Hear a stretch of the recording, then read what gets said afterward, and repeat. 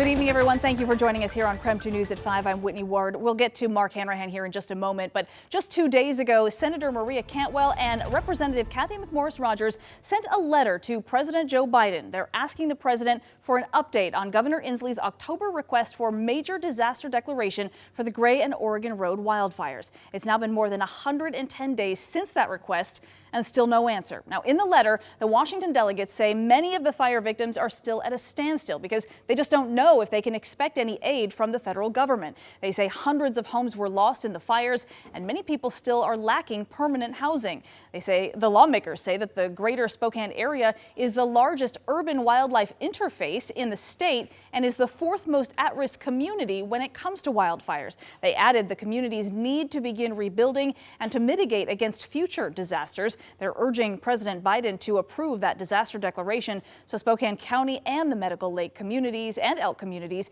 can access the federal resources they desperately need. And today, Representative McMorris-Rodgers was in Spokane to discuss the ongoing cleanup efforts after those fires. KREM 2's Shannon Mowdy is joining us here in the studio with more on that tonight. Shannon? And local leaders, including the heads of recovery groups from Elk and Medical Lake, say lives are on hold until a decision comes down on that federal funding. More than 5 months after 2 wildfires devastated Elk and Medical Lake, much of the recovery is at a standstill. They're waiting.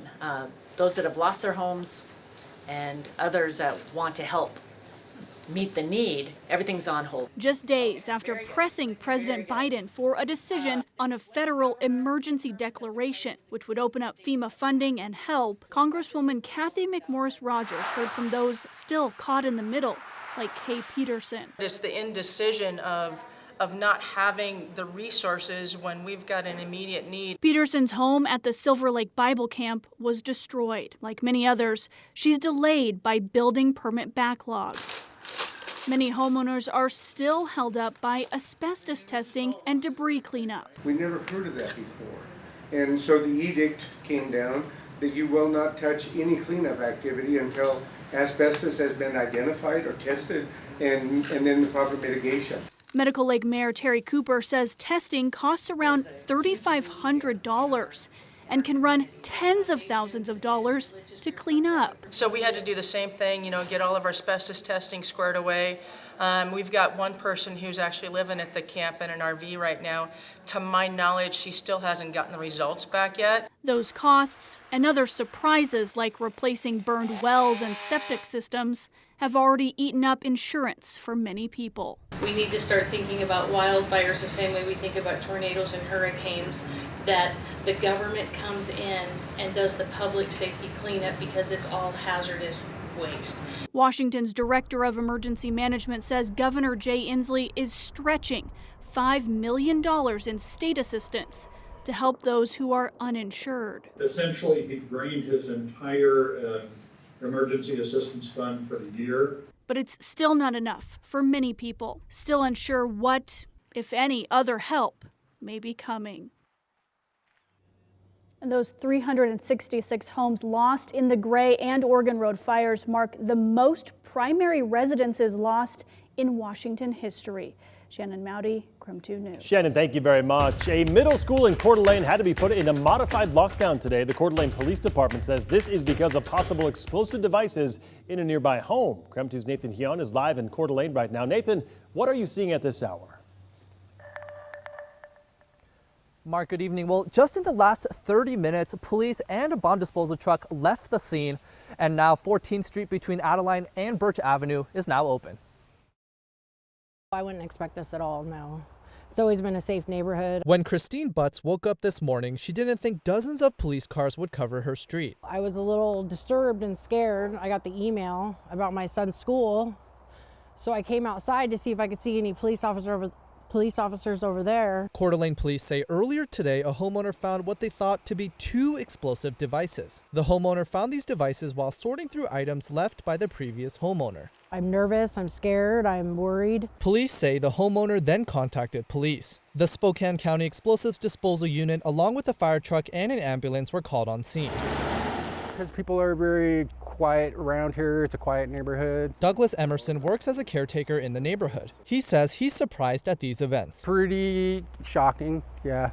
to think that something might be going on. Lakes Middle School was put on a modified lockdown because of the threat of a possible explosive device. They said no one was allowed in or out and school resumed as normal. Police said the school was a safe distance from the home and nobody at the school was in danger.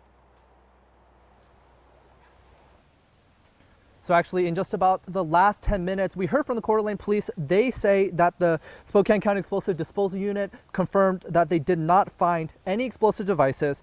There are also no criminal charges related for the incident. And again, the roads are clear now here on 14th Street. Live in Coeur d'Alene, Nathan Hyun, KREM 2 News. All right, Nathan, thank you very much. Taking a break from the headlines to talk weather now. Spokane was met with some dense fog and icy roads this morning, but our afternoon highs continue to climb well above freezing. Yeah, so let's send it over to our chief meteorologist, Jeremy Legoo, with a look at the rest of the week's forecast. Well, I think we're heading into kind of our coldest chunk of the next couple of weeks, if we forget about where we just were. When it comes to our overall weather pattern, it favors more fog, more cold nights, more mild afternoons, and more light rain. The light rain has kind of been coming down on and off all afternoon, and we have that fog. Thankfully, it's not quite dense in most areas, but still kind of a bit of a contender. More moisture moving in, but see this line right here? Let me get my nifty drawing tool. Here we go. That right there is actually our end of some of the moisture for the evening, but getting there is going to be one of those ones where it's just kind of slow, steady showers all evening long. Then we catch the break. Then we get our next wave moving through the Cascades. Because it's more zonal or west to east, our scattered showers are much more scattered and much more light in nature.